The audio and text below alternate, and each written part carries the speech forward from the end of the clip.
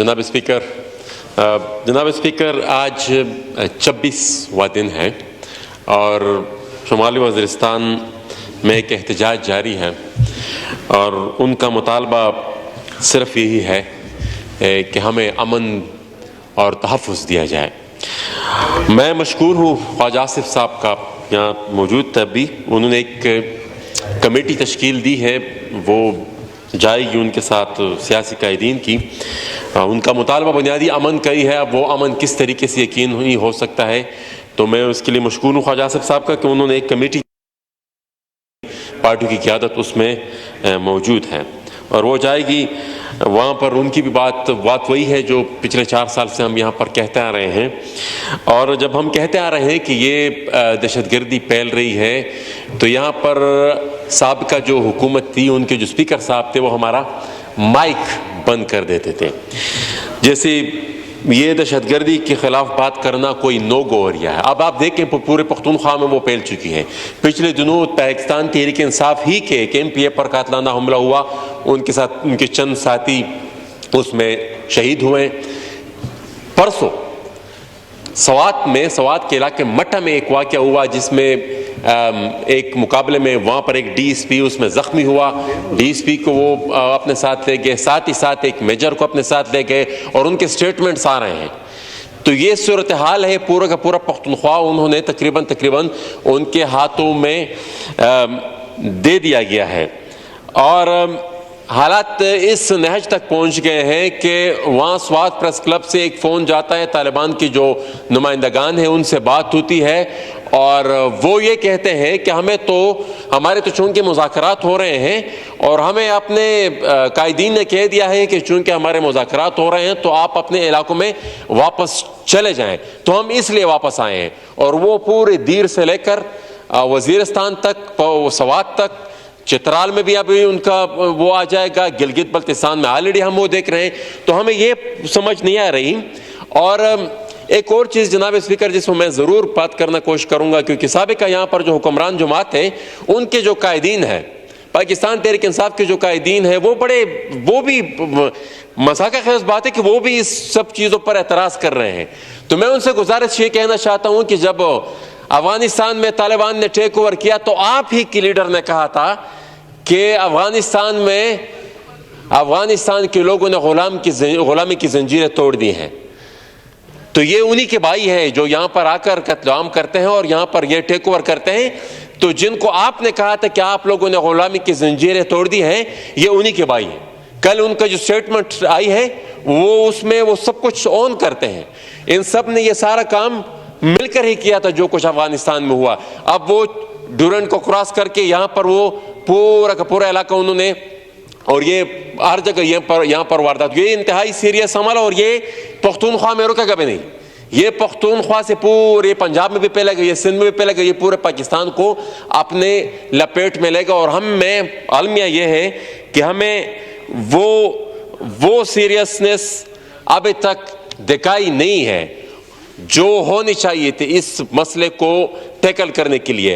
और हम एक दफ़ा फिर उसी हुकूमत, उनके जो स्पीकर, उनके वज़ीर-ए-आज़म का कंडक्ट मैंने बता दिया कि जब मैं दहशतगर्दी के ऊपर बात करता था तो उनके स्पीकर मेरा माइक बंद कर देते थे।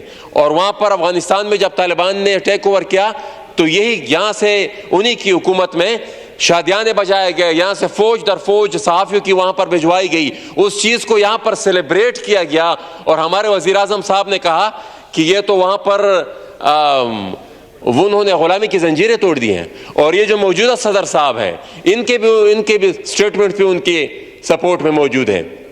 तो क्या वो जवाबदेह नहीं है इस सारे अमल का जो उसके बाद यहाँ पर हुआ, जो यहाँ पर लेकिन देखें ना, ये एक बात चीज़ है कि इस पॉलिसी को, ये जो प्रोजेक्ट तालिबान है, ये जो पॉलिसी है, इसको बदलना होगा। पख्तूनख्वा की अवाम इसको तस्लीम नहीं करती। कल दीर में भी लोग निकले थे, 26 दिन से वज़ीरिस्तान में भी लोग बैठे हैं और पख्तूनख्वा की अवाम हर सूरत में इस पॉलिसी को रेजिस्ट करेगी। थैंक यू जी। जनाब ख्वाजा मोहम्मद आसिफ साहब। जी जनाब स्पीकर, ये मेरे भाई मोहसिन दावड़ साहब ने जिक्र जो किया है, पिछले तकरीबन 2 हफ्ते से दो जो क्रॉसिंग पॉइंट हैं अफ़गानिस्तान में, गुलाम खान और खरलाची जो है वो बंद है। खरलाची जो है और पाकिस्तान को क्रॉस बॉर्डर कोई ट्रैफिक थी, उसमें फायरिंग हुई, वो एक बंदा जो है वो जाँ बहक हो गया, जिसकी वजह से दोनों साइड्स पे जो है थोड़ा सा नाराज़गी है और टेंशन है। हम उसको सॉर्ट आउट करने की कोशिश कर रहे हैं। लेकिन ग़ुलाम खान का जो मसला है वो बुनियादी तौर पे हमारा लोकल मसला है और वहाँ पे कुछ लोग जो है वो शहीद हुए।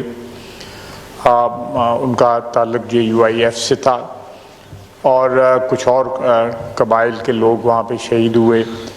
तो उन्होंने पिछले को तकरीबन 2 हफ्ते से वो सड़क बंद की हुई है और आज कमेटी तश्कील हमने दी है, हमने दरख्वास्त की है कुछ ज़ोमा से, लीडरों से, मुख्तलिफ़ पार्टियों के, कि वो वहाँ पे जाके उन लोगों को जो है पैसिफाई करें, उन लोगों की तसल्ली करें, उन लोगों के साथ पुरसा दें और किसी तरह वो सड़क जो है वो खुल जाए।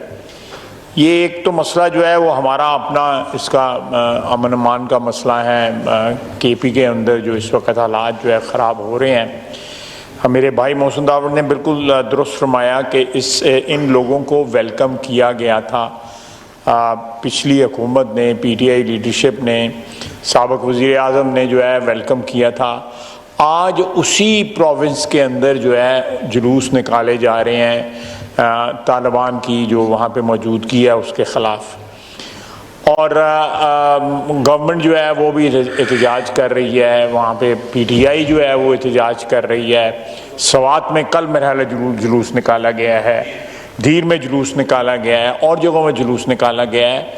तो मैं बिल्कुल नहीं ये कह रहा कि ये सिर्फ़ और सिर्फ जो है KP का मसला है, ये कौमी मसला है और वक्तन फ़क्तन जो है अपने मफादात के तहफ़्फ़ुज़ के लिए हमारी जो साबिक़ा हुकूमत थी वो कभी कोई स्टैंड ले लेती थी, कभी कोई स्टैंड ले लेती थी, कभी अमेरिका के कसीदे गाती थी और कभी वो जो है हमें कहते हैं कि जी एक बैनुल-अक़वामी साजिश जो है उसके पुष्ट पनाही जो है अमेरिका ने की। और कभी वहाँ पे जो है एम्बेसडर जाता है तो वहाँ पे जैसे जो है वो बारात आ गई है, इस तरह के इस्तेमाल किया जाता है उसका। और जिस तरह उनको आओ भगत की गई है, बल्कि एक वज़ीर जो है बार बार उनसे मल्टीपल वीज़ा मांगता रहा अपने किसी रिश्तेदार के लिए, और 36 गाड़ियाँ जो हैं वो इस तरह उनका शुक्रगुजारी और इस तरह उनकी इनकसारी थी जैसे 36 गाड़ियाँ नहीं, पता नहीं कौन सा ख़जाना जो है उनके हवाले कर दिया गया है। उनको खुश करने के लिए, उनको फैसिलिटेट करने के लिए सारी हुकूमत जो है वो बिछी जा रही थी वहाँ पे। तो मेरा अपना ख्याल है कि ज़्यादा इस वक्त जो मसला ये है कि हमें इस असम्बली को 2 दफ़ा ब्रीफिंग दी गई है। अल्लाह करे जो मामला जो है जिनकी ब्रीफिंग दी गई वो सही ट्रैक पे चल निकलें और ये लोग जो है जिस तरह हमारी ख्वाहिश है बजाय इसके कि वो एक को अपना निज़ाम यहाँ पे नाफिज करें या जिस तरह कोई अपना कोई जिस तरह वो बाज़ औक़ात जो है अपने जो इरादे हैं उनको वो ज़ाहिर करते हैं। तो मैं इस वक्त तफसील में नहीं जाता क्योंकि एक इसी हाउस में जो है ब्रीफिंग में कहा गया था कि कुछ ना कुछ जो है उनसे बातचीत जो है चल रही है और हाउस से ये गाइडेंस भी ली गई। यहाँ पे बहुत से हमारे मेंबरान ने जो है वो उस पर इज़हार ख्याल भी किया, आपको याद होगा। तो वो एक प्रोसेस है, लेकिन एक ख़तरा ज़रूर जो है आहिस्ता आहिस्ता जो है वो बढ़ रहा है और ये एक कौमी मसला है, ये एक सूबाई मसला नहीं। लेकिन मैं सिर्फ याद दहानी के लिए कि किसी वक्त जो है इंसान जो है गैर ज़िम्मेदाराना गुफ्तगू कर देता है और फिर बाद में आके वो बंदे को हॉन्ट करती है।